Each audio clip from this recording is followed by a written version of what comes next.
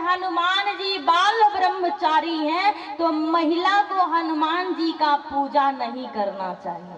लेकिन ऐसा नहीं है। एक बात बताइए, बाल ब्रह्मचारी हैं हनुमान जी, मैं मानती हूँ, लेकिन ये भी सोचिए कि उस ब्रह्मचारी को जन्म देने वाली भी एक नारी ही है कि नहीं? उस ब्रह्मचारी को, हनुमान जैसे पुत्र को जन्म देने वाली हम लोगों के जैसे एक नारी ही थी, माता अंजना, जो हनुमान जी को जन्म दी है। तो जब एक नारी ब्रह्मचारी को जन्म दे सकती है तो पूजा क्यों नहीं कर सकती? अवश्य कर सकती है, इसमें कोई संदेह की बात नहीं है। लेकिन एक बात हम आपसे बताएं, मानस में बाबा तुलसी लेखनी उठाए, लिखते गए लिखते गए लिखते गए, लेकिन एक काम कर दिए। कहा क्या? जैसे आप लोगों के ग्राम में ग्राम प्रधान बोलते हैं लोग ना, एक गांव के एक प्रधान। हमारे यहाँ बिहार में पूरे पंचायत का एक मुखिया होता है। तो जैसे एक ग्राम में दो प्रधान नहीं रह सकते, रह सकते हैं। मानिए आपका ये ग्राम है, इसमें हम चाहे कि दो प्रधान का चुनाव कर दें तो होगा? एक ही रहेगा। मानिए एक जिला में एक ही कलेक्टर होता है, एक पंचायत में एक ही मुखिया होता है। तो रामचरितमानस में बाबा तुलसी बहुत विचित्र कार्य कर दिए। क्या कहा? इसमें दो राम की कथा भर दिए, दो चंद्रमा की कथा भर दिए, दो गंगा की कथा भर दिए और दो संकट मोचन की कथा भर दिए। कैसे हो सकता है? कहा दो राम कौन है? कहा एक राम है तो एक परशुराम है। एक राम है, एक परशुराम है और दो गंगा। पहले दिन मैं बताई थी कि इस मानस में दो गंगा है, जो एक हृदय से शंकर जी के निकली हैं और एक सिर से निकली हैं, यानी एक हरिद्वार में बहती हैं और एक आज आपके इस दिघवापट्टी धाम में बह रही हैं। दो गंगा, दो राम। क्यों? देखेंगे ध्यान करके तो एक तरफ कृष्ण भगवान को खड़ा करेंगे और एक तरफ मर्यादा पुरुषोत्तम भगवान राम को खड़ा करेंगे। दोनों भगवान के अवतार हैं, इसमें संदेह नहीं है। दोनों आकर के इस धरातल पे अपनी अपनी लीला किए, लेकिन दोनों के लीला में, दोनों के रूप में, दोनों के नाम में, दोनों के छवि में अंतर है। अंतर कितना है? कहा इस धरातल पे हमारे कृष्ण भगवान जब आए तो कितनी लीला किए, लाखों लीलाएं किए। पैदा होते ही कृष्ण भगवान लीला करने लगे, अपना बल दिखाने लगे। कृष्ण भगवान का लीला राम जी के लीला के जैसे नहीं था। राम का नाम जैसे सीधा है, वैसा ही सीधा लीला राम किए हैं। कृष्ण का नाम टेढ़ा है तो कृष्ण वैसे ही टेढ़ी लीला किए हैं।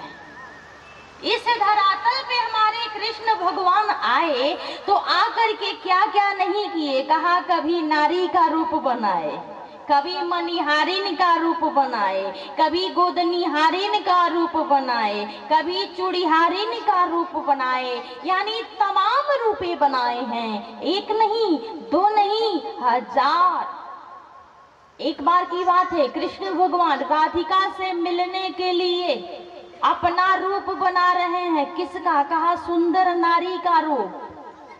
नारी का रूप बना करके हमारे कन्हैया एक टोकरी ले लिए, छबड़ी, और उसमें रंग बिरंगी चूड़ियां भर लिए और उस चूड़ियों को भर करके टोकरी में माथे पे रख लिया और राधिका से मिलने के बहाने जा करके गली गली आवाज लगा रहे हैं कि चूड़ीला हमारी शौकीन बास पहिरी, चूड़ीला हमारी शौकीन बास पहिरी।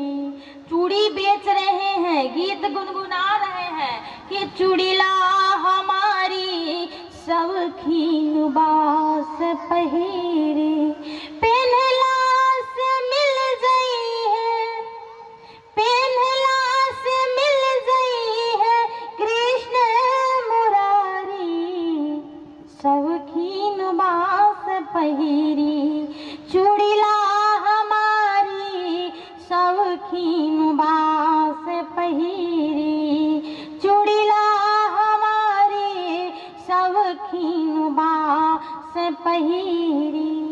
सब लोग नहीं पहन सकते हैं, इस चूड़ी को कौन पहनेगा?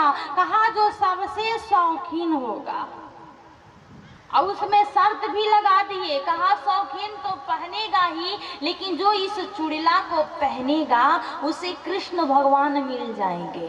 अब बताइए, कोई मनिहारी आके ऐसे कहने लगे तो हमको तो लगता है हमारी माताएं तो पहनेगी ही, हमारे भैया लोग भी पहन लेंगे।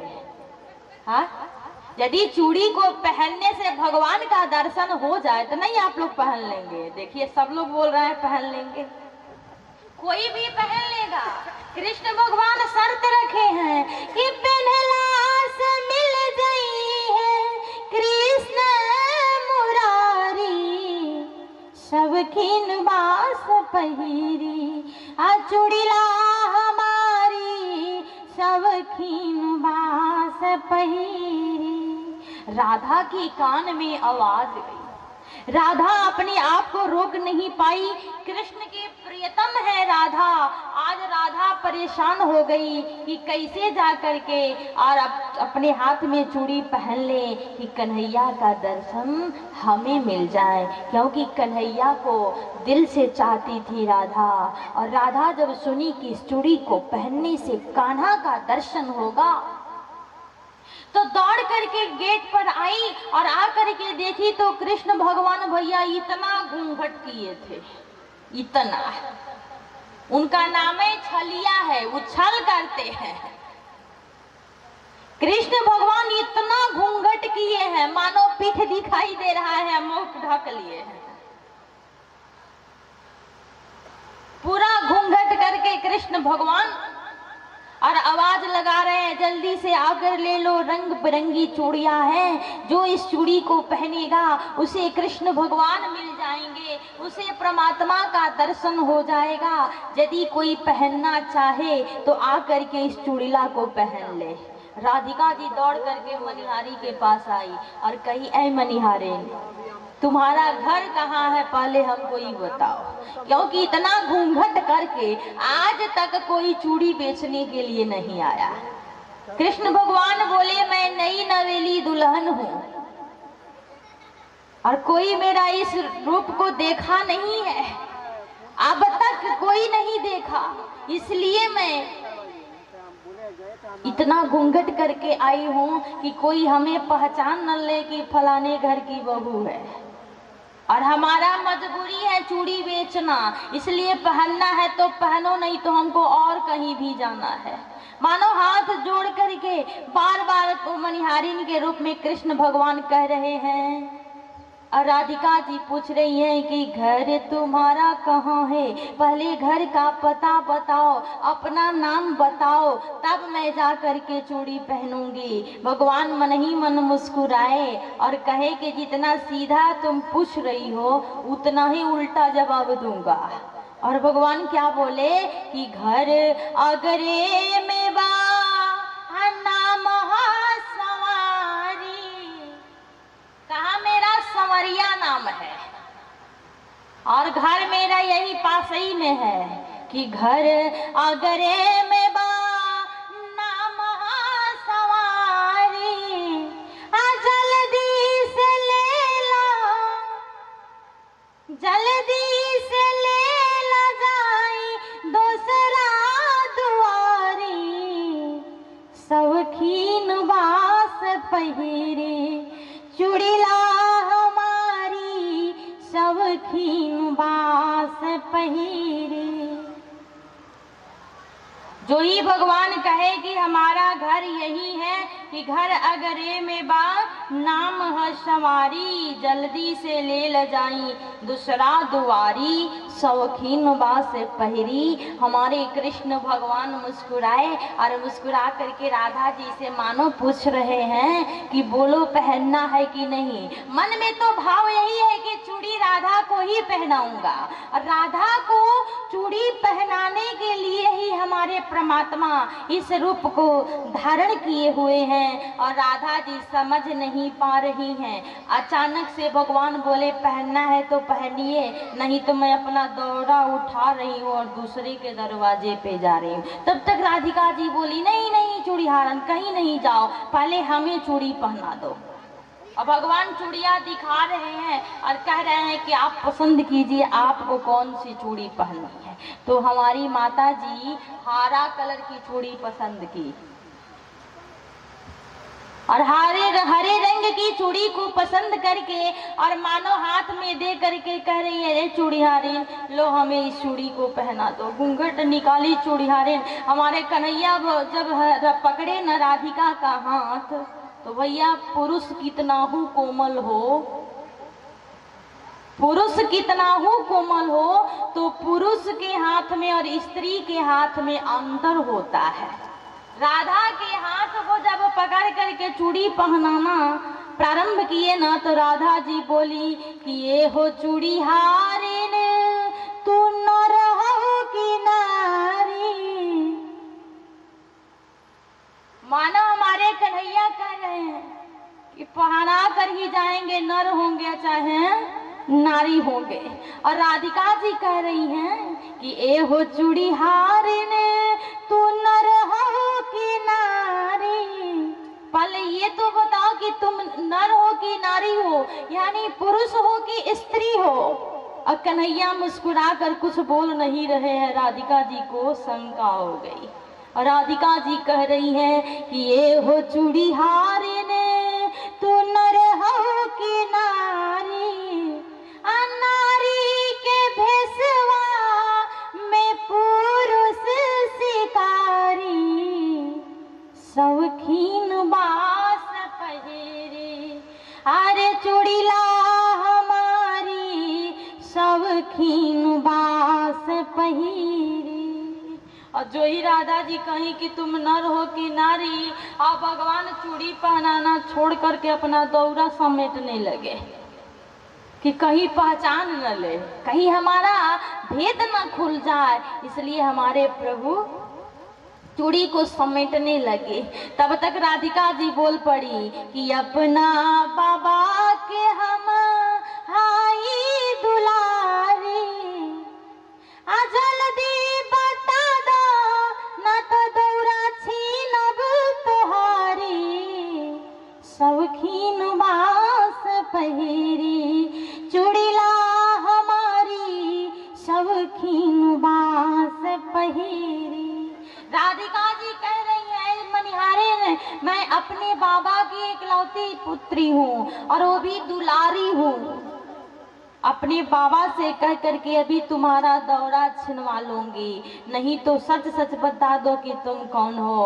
भगवान अपने असली रूप में आ गए और अपने असली रूप में आकर के हमारे परमात्मा राधिका से मिले और फिर नारी का रूप धारण करके गायब हो गए। अब ये बताइए पूरा रामायण आप देखे होंगे, पूरे मानस को भी आप पढ़े होंगे, क्या ऐसा लीला राम जी किए हैं? हाँ नहीं ना। राधिका जी जितना प्रेम हमारे कन्हैया से करती थी उतना ही प्रेम मीरा जी भी कन्हैया से करती थी। मीरा के घर वाले मीरा को बदनाम कर दिए कि पग घुंघरू बांधू मीरा नाची रे। लोग कहे मीरा हो गई बावरी, लोग कहे मीरा हो गई बावरी, सास कहे कुल नाची रे। पर पग घुंघरू बांधू मीरा नाची रे। कन्हैया के प्यार में मीरा जी नाची हैं कि राधा को कृष्ण की देह मिली। जान देंगे कि राधा को कृष्ण की देह मिली, बिन देह के नेह निभा गई मीरा। ब्रजभूमि में राधा ने रास रचा, मरुभूमि में कुंज खिला गई मीरा। कृष्ण ने द्वापर में राधा को गाया, कृष्ण ने द्वापर में राधा को गाया, तो कलयुग में कृष्ण को गा गई मीरा। कृष्ण को प्रेम में राधा का कर्ज था, तो राधा का कर्ज चुका गई मीरा। कृष्ण के कर्ज में राधा का कर्ज था, राधा का कर्ज चुका गई मीरा।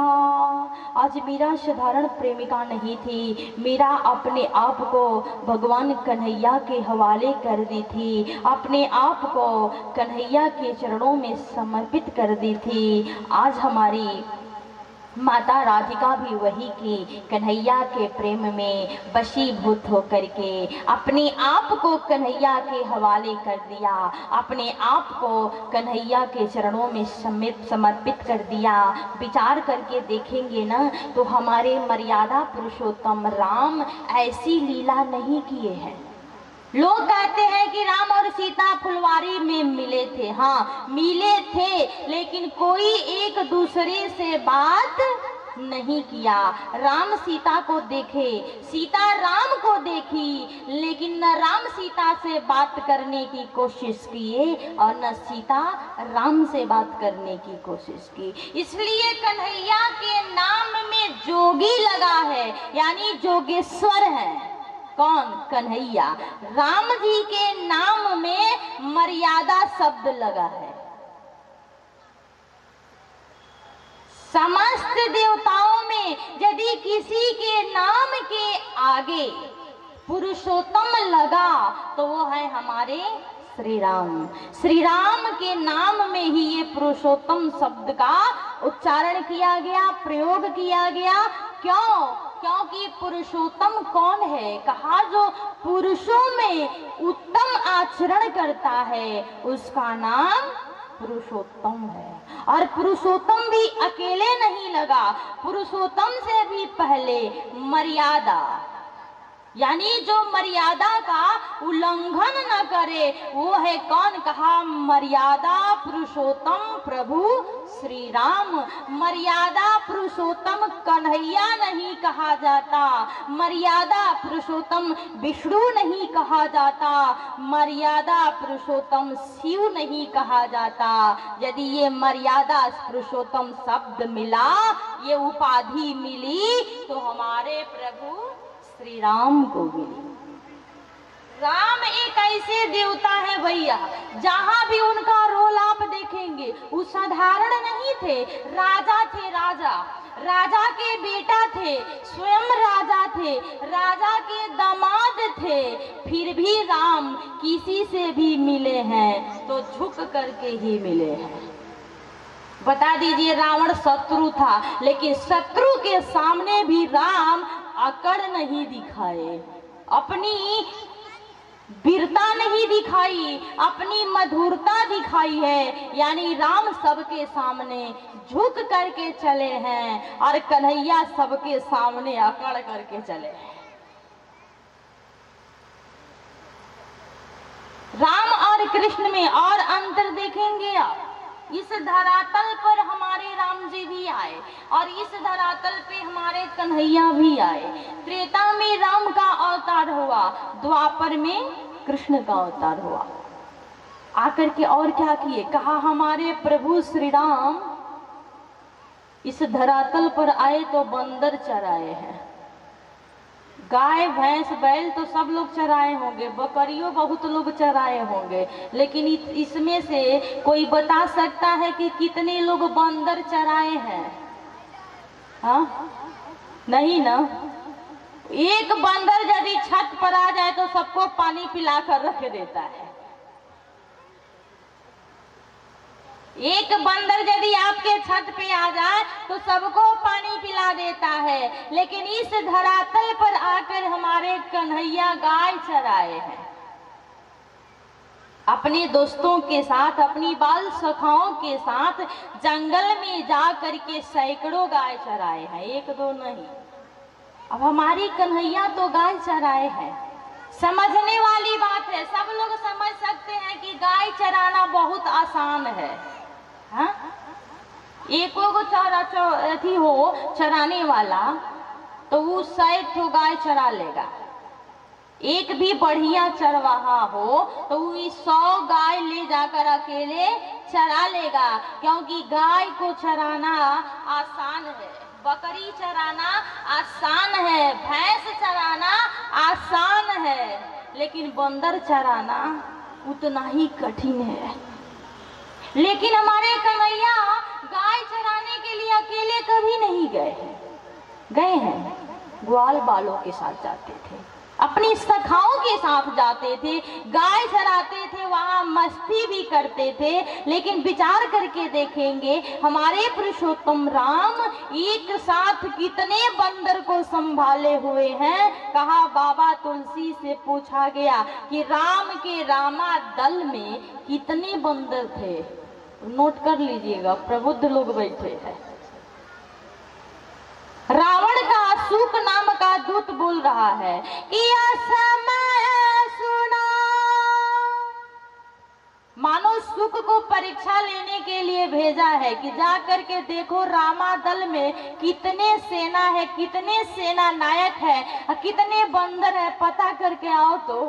और इधर ही गया सुक, अपना वेश बदल करके बंदर का रूप बना करके बंदर के टोली में घुस गया। जा करके पता क्या किया, कहा किया समय सुना, श्रवण दस कंधर अपदुम 18 जूथ बंदर। कितने बंदर हैं? 18 पद्म, केवल बंदर।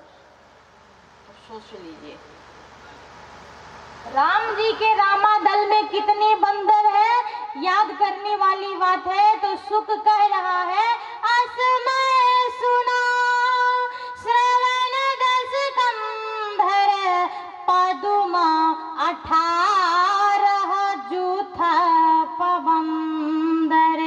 18 पद्म बंदर है। इतने सारे बंदरों को अकेले कौन चराया है? कहा, राम चराए हैं। इस धरातल पर आकर के हमारे कन्हैया 16,108 विवाह किए हैं। कितना? 16,108। लेकिन वही हमारे राम जी, राम जब तक राजा नहीं थे, राम के पिता दशरथ जी ही अनेक शादी किए थे, एक नहीं अनेक। वही राम जब राजा बन गए तो राम अपने राज्य में ये घोषणा कर दिए कि किसी का पुनर्विवाह नहीं होगा। सब लोग राम के राज्य में जितने लोग थे सबके सब एक नारी वाले थे। पहले राजाओं की ये परंपरा थी कि राजा लोग बहुत सारा विवाह करते थे, लेकिन जब राम राजा बने तो इस पे रोक लगा दिया। राम बोले कि सारे लोग एक पत्नी का व्रत लेकर के रहेंगे, सारे लोग एक पत्नी के ही जीवन के, उनके आदर्श को, उनके स्वभाव को जैसी भी हो उसी के साथ रहेंगे, दूसरा विवाह किसी का नहीं होगा। लेकिन वही हमारे कन्हैया कितना विवाह कर लिए। लीला में अंतर है कि नहीं है? बहुत अंतर है। इस धरातल पर हमारे राम आए और हमारे कन्हैया आए, काम क्या है? कहा कि हमारे राम सबके सामने झुके हैं, सबका उद्धार किए हैं। एक दूसरे से मिलाने वाला काम यदि कोई किया है तो उसका राम नाम है। क्योंकि आप कहेंगे राम क्या किए, किसको मिलाए? कहा कि सीता से राम को मिलाए, सीता को राम से मिलाए। कौन? हनुमान जी महाराज, जैसे हमारे हनुमान जी महाराज एक दूसरे को मिलाने का काम करते थे। भरत जी को ले जाकर राम जी से मिलाया, हमारे विभीषण जी को राम से मिलाया, सुग्रीव को राम से मिलाया, लक्ष्मण को राम से मिलाया, गिद्धराज जटाई को राम से मिलाया। जिस प्रकार से हमारे हनुमान जी मिलाने का, जोड़ने का काम करते हैं, उसी प्रकार से उनके स्वामी हमारे प्रभु जोड़ने का काम किए हैं। और ऐसा कोई नहीं है जो राम के राज्य में टूटा हो, राम के राज्य में बिखरा हो, राम के आदर्श से दुखी हो। राम के आदर्श से सारे के सारे खुश रहते थे, सारे के सारे सुखी रहते थे। राम के राज्य में किसी की अकाल मृत्यु नहीं होती थी, राम के राज्य में किसी का दूसरा विवाह नहीं होता था, राम के राज्य में किसी का अपमान नहीं होता था, राम के राज्य में सबका सम्मान होता था। क्यों? इसका एक ही कारण है। कहा कि राम अपने गुरु वशिष्ठ के बताए हुए उनके नीति के अनुसार काम करते थे, और जो शिक्षा बड़ों से ली गई हो और उसका अनुसरण किया जाए तो जीवन धन्य हो जाता। देखिए ना, पीछे चलो, पीछे जाओ, खाओ जा कर। हाँ, तो ये सब खाने के लिए ही ना आया है। यज्ञ क्यों किया जाता है? यज्ञ इसीलिए किया जाता है कि उसमें सबके लिए कुछ न कुछ आए। मानिए जो बुद्धिजीवी है, जो समझदार है, उसके लिए कथा होती है, और बहुत ऐसे लोग हैं जो कथा नहीं समझ पाते हैं, उनके लिए लीला होती है। और बहुत लोग हैं जो लीला भी नहीं समझ पाते हैं, उनके लिए मेला लगाया जाता है। लेकिन भैया, मेला लग जाना बड़ी बात नहीं है। बहुत ऐसे लोग हैं, किसी लोग को कोई चीज अच्छा नहीं लगता है। जैसे मानिए कोई अंधा हो, अंधा, और उसके दरवाजे पर आप कुआं खुनवा दीजिए, इनार, उसको अच्छा लगेगा? हाँ, जब सो करके उठेगा और उसी में पैर पड़ेगा तो राम नाम।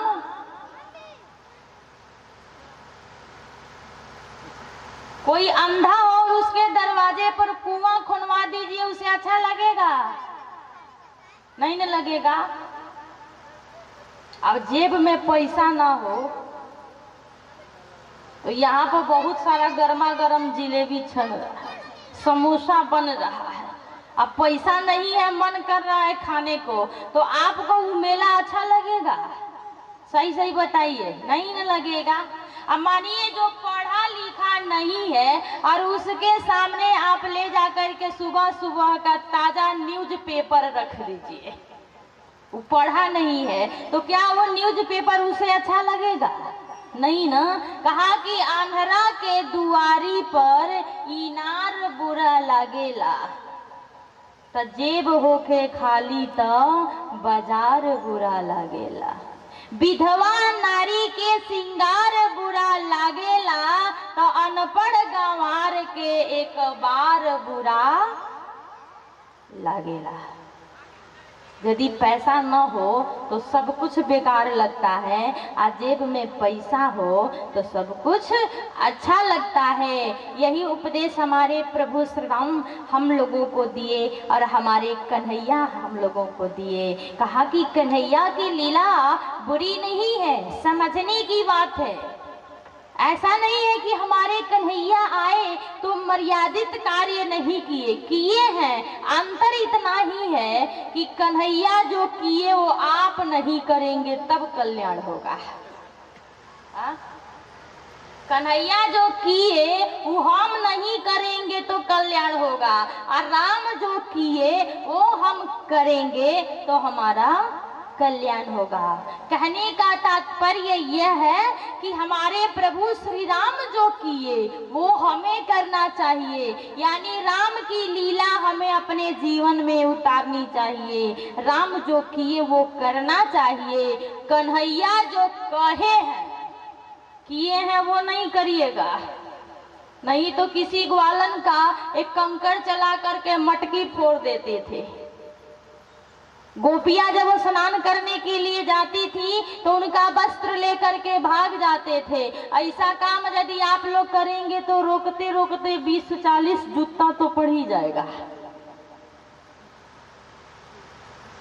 इसलिए मैं समाधान भी बता दे रही हूँ, नहीं तो ऐसा नहीं कहिएगा लोग कि मंदाकिनी जी कह कर गई है कि कन्हैया वस्त्र हरण करते थे, कन्हैया मटकी फोड़ते थे। अरे तो वो भगवान थे, हम इंसान हैं, यदि हम फोड़ने लगे तो हम ही फूट जाएंगे। जैसे गोधन बाबा भैया दूज के दिन गोधन कूटती हैं आप लोग, इधर होता है? हाँ होता है। गोधन बाबा को हम लोग क्यों कूटते हैं? कहा कि वो भी गोपियों से शादी करने के लिए गए थे। गोधन बाबा भी गोपियों से विवाह करने के लिए गए थे, तो वही गोपियां उनको पकड़ करके कूट दी। वही श्राप दे दिए कि जब हम कुटा गए हमारा विवाह नहीं हुआ, माने जिसके लिए आए थे उसे विवाह नहीं हुआ, हम कुटा गए तो श्राप दे रहे हैं जब तक हम नहीं कुटाएंगे तब तक किसी का विवाह नहीं होगा।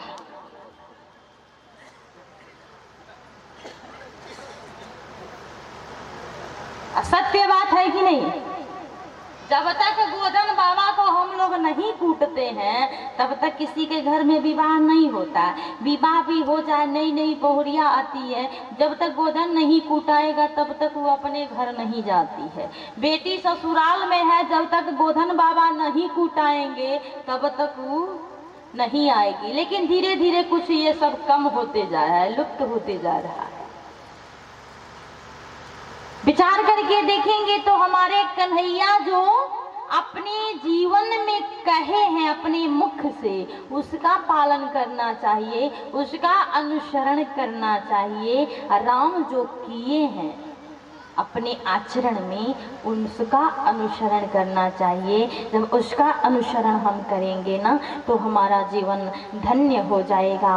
और रामचरितमानस की कथा, रामचरितमानस का पाठ ज्यादा नहीं तो 10 चौपाई याद कर लीजिए, 10 चौपाई याद कर लीजिए और उसे खाते पीते सोते जागते जहां भी रहिए गुनगुनाते रहिए। बस आपकी पूजा हो गई, आपका पाठ हो गया, आपका समर्पण हो गया, सब कुछ हो जाएगा। यदि रामचरितमानस का पुस्तक आपके घर में हो और आप उसकी पूजा कर रहे हैं, अपनी पूजा के मंदिर में आप लोगों से निवेदन करना चाहूंगी कि रामायण का पुस्तक जरूर रखिएगा। है किसी के घर में? आज से रखिएगा लोग ना। ज्यादा रुपया में नहीं मिलता है, 40 रुपये का भी मिलता है, 50 का भी मिलता है और 500 का भी मिलता है।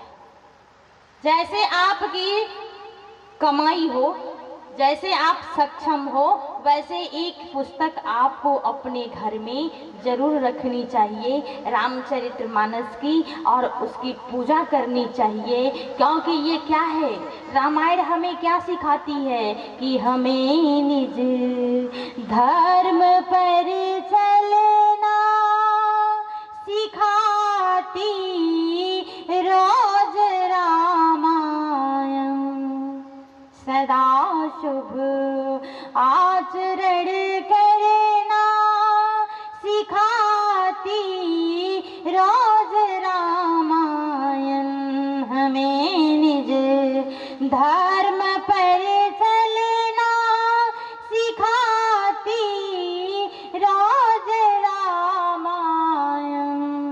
हमें ये रामायण यही उपदेश करती है कि धर्म का अनुसरण करना चाहिए। यदि आपके घर में 4 लोग हैं, किसका कैसा व्यवहार होना चाहिए ये राम कथा बताती है। यहाँ तक कि रामचरितमानस में ये भी बताया गया है कि आग कैसे तापना चाहिए। आगी सुबह सुबह हम लोग तापते ना ठंडी में, आजकल तो सबके घर में हीटर हो गया है तो आगी तो कोई ताप नहीं रहा है।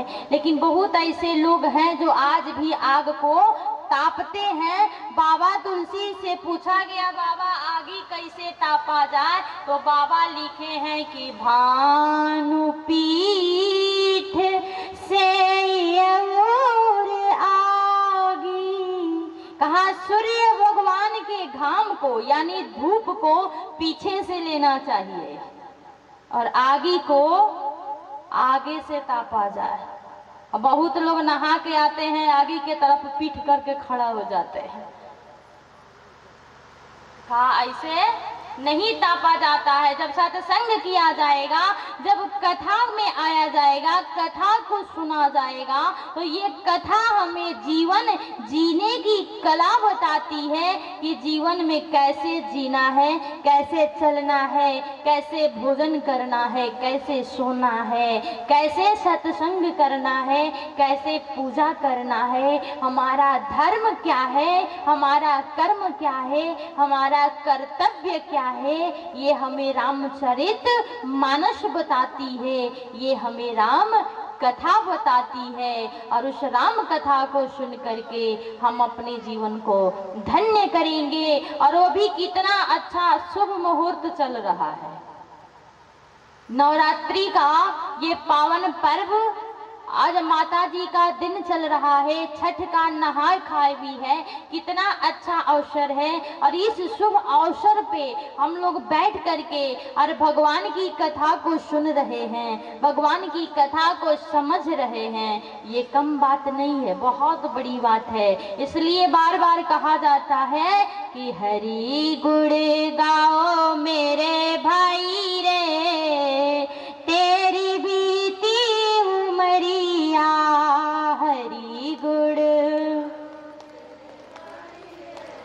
माइक दिलवा दें। इधर एक महिला थी, वो बहुत अच्छा गाती थी, दिख नहीं रही है, लग रहा है नहीं आई है।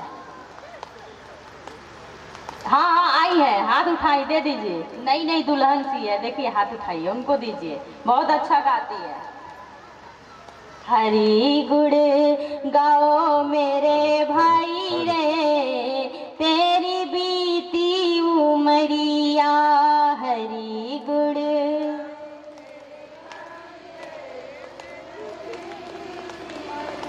बीती उमर तेरी बीती उमरिया, बीती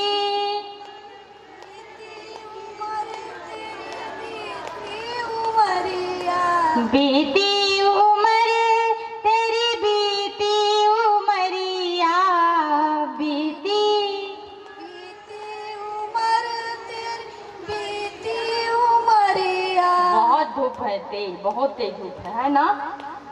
बीती उमर तेरी बीती उमरिया, बीती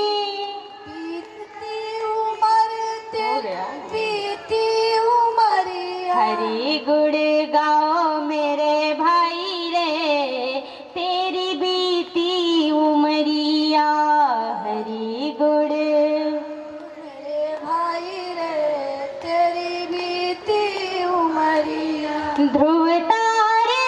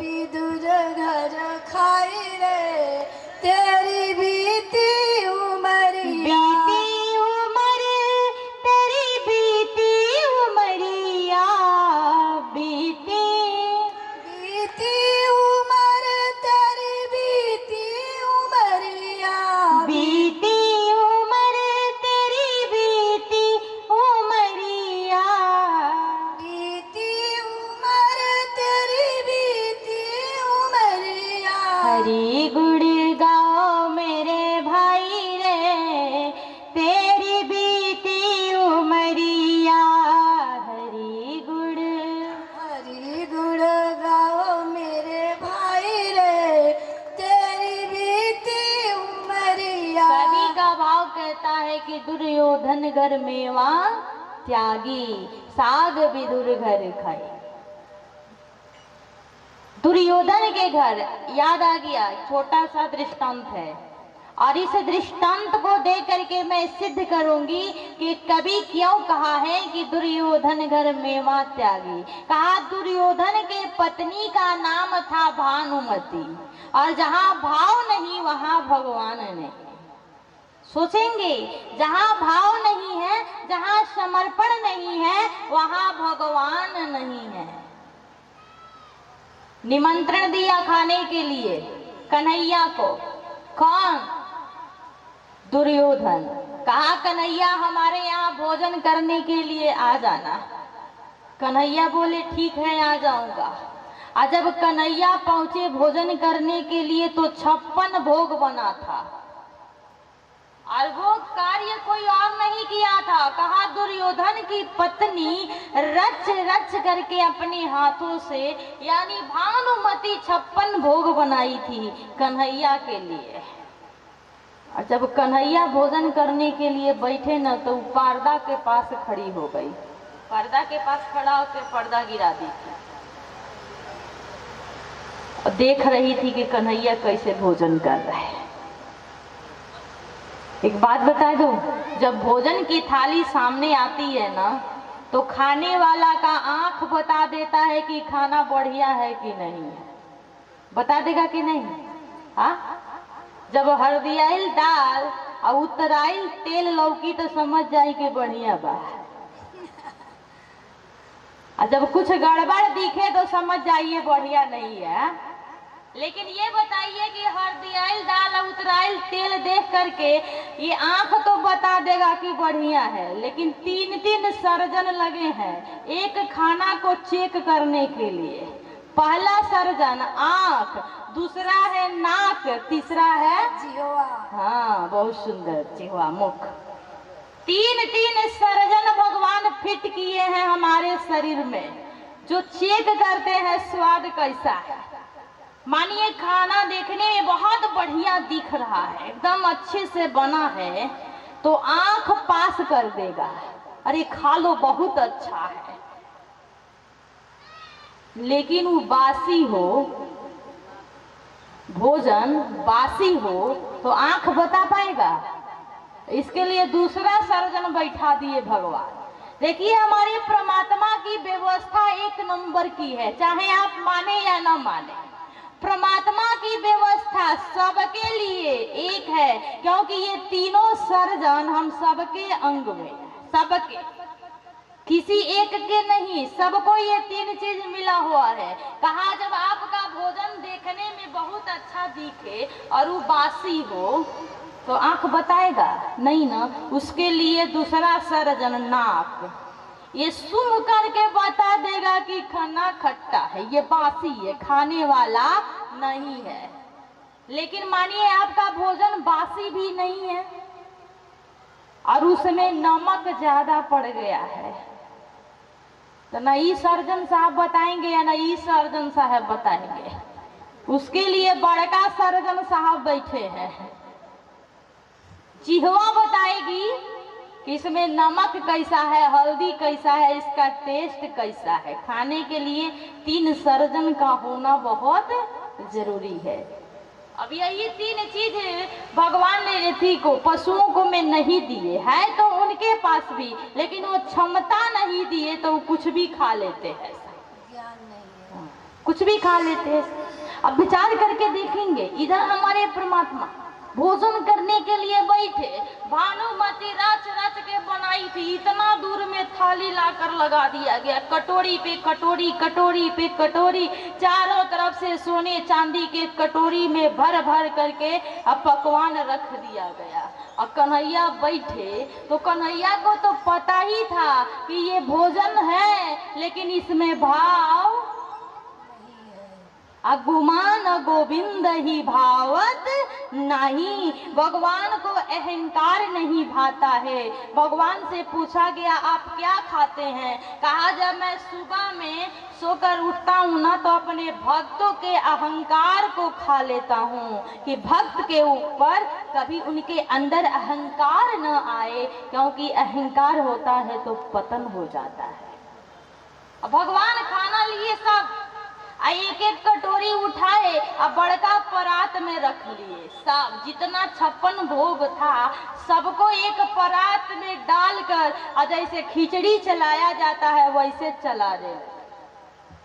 अब बेचारी मर मर के रच रच के बनाई थी, जब कन्हैया को देखी कि मेरे भोजन का ऐसा गत बना दिया है, उसे एक ही में फेंट रहा है दही बड़ा के जैसे, तो अपना मुंह बिचका दी और मानो धीरे से बोल गई कि हम का जानी कि तू खिचड़िए खा लो।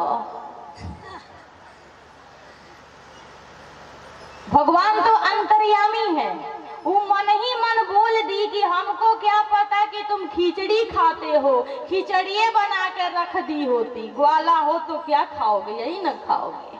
वो हो गया।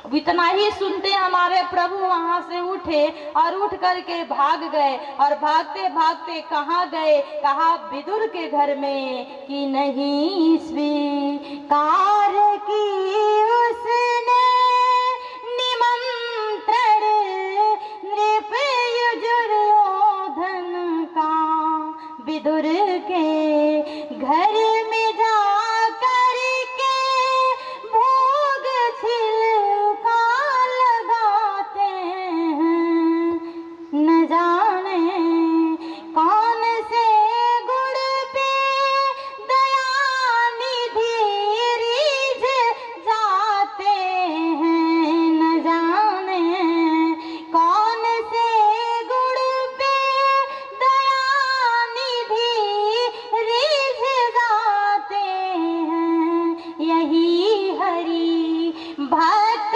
कहते हैं, यही सब ग्रंथ गाते हैं, न जाने कौन से गुड़ पे दयानिधि रीझ जाते हैं, न जाने कौन से गुड़ पे दयानिधि रीझ जाते हैं। हमारे परमात्मा आपके किस स्वभाव से रिझ जाएं इसकी कोई गारंटी नहीं है। और भागते हुए विदुर के घर में गए, आवाज लगाए काकी काकी काकी।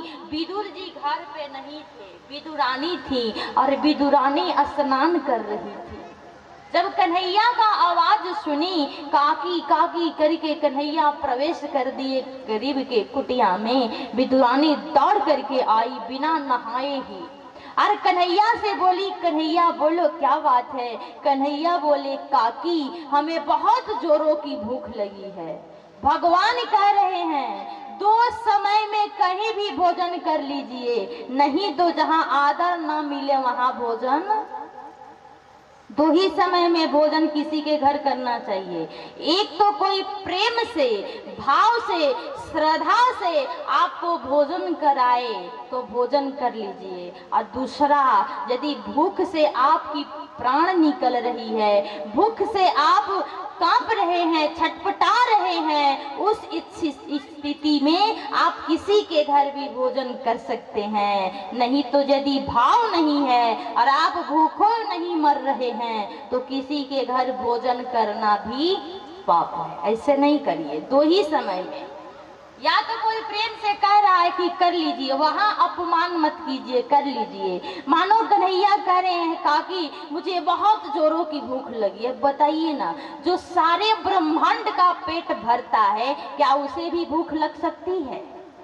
जो हम सबका पेट पालता है, जो सबका पालन पोषण करता है, वो परमात्मा कह रहे हैं धन्य है भाग उस विदुरानी का कि काकी मुझे भूख लगी है, कुछ खाने को दे दो। विदुरानी के घर में उस समय कुछ भी उपस्थित नहीं था। 6-7 केला था, पका हुआ केला था। अब विदुरानी कन्हैया को अपनी गोद में बिठा ली, और कन्हैया को देख करके कन्हैया के प्रेम में ऐसे अपने आप को ढाल ली कि एक एक केला छिल रही है, और केला का जो गुद्दा है वो नीचे फेंक रही है, और छिलकोइया भगवान को खिला रही है। छिलका। और भगवान काकी काकी बखान करके खा रहे हैं। एक बार भी नहीं कहे कि काकी आप तो इसका गुद्दा नीचे रख रही हो, इसका गुठली नीचे रख रही हो और छिलकोइया हमें खिला रही हो। एक बार भी हमारे परमात्मा नहीं कहे और विदुरानी छिलकोइया खिला रही हैं और हमारे प्रभु हमारे कान्हा प्रेम में वशीभूत हो करके खा रहे हैं। 5 केला खिला दी थी, बस एक ही केला बचा था कि विदुर जी दौड़ करके आए और जब आए ना देखे कि छिलका दिख ही नहीं रहा है और गुठली का ढेर लगा हुआ है और छिलका एक भी दिखाई नहीं दे रहा है। विदुर जी बोले विदुरानी ये क्या कर दी? जब बोले ना ये क्या कर दी, विदुरानी को होश आया। वो अपने आप को संभाली और देखी कि मैं तो सारा छिलका कन्हैया को खिला दी और गुठली नीचे फेंक दी। विदुरानी रोने लगी, कही कन्हैया हमें माफ कर देना, मैं नहीं समझ पाई और मैं अनजाने में तुम्हें छिलकोइया खिला दी। कन्हैया हो सके तो हम इसको माफ कर देना, हमसे बहुत बड़ी भूल हो गई है। भगवान भी रोने लगे। विदुर जी कहे कि रे पगली अब तुम्हारे पास मात्र एक ही केला बचा है और इस केला को तो कम से कम ढंग से खिला दो। पुनः फिर कन्हैया को गोद में बिठा करके और जब विदुरानी केला खिलाई न छिलका फेंक करके और गुठली भगवान को खिलाई, एक कांटा भगवान काटे और विदुरानी का हाथ रोक लिए, कहे काकी अब वो स्वाद हमें इस गुठली में नहीं मिल रहा है जो छिलकोइया में मिल रहा था।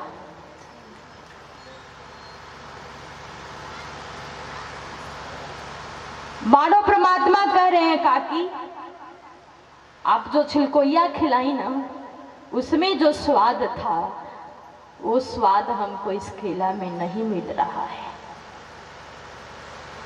तो हमारे भगवान भाव के भूखे हैं। आज कवि कह रहा है कि दुर्योधन घर मेवा त्यागी, दुर्योधन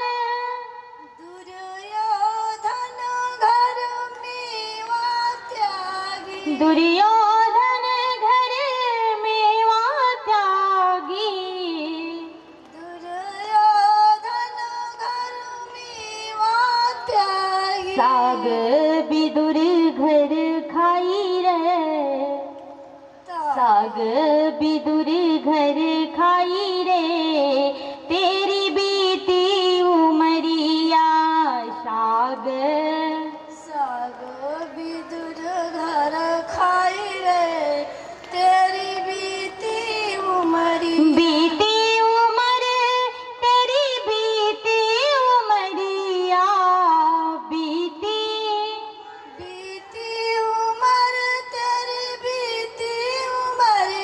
हरी गुड़ गाओ मेरे भाई रे, तेरी बीती उमरिया, हरी गुड़ गाओ मेरे भाई रे, तेरी बीती उमरिया, यावर रामचंद्र की श्री हनुमान जी महाराज की, शंकर भगवान की जय जय श्री सीताराम। आरती की थाल मंगवाइए है नहीं, देखिए ना 40 हो गया, आरती होते 15 मिनट लगेगा, 3 बज जाएगा, 1 बजे चालू हुआ है, कल करा लीजिए, आज वहाँ 100 से निकलना है। फिर हम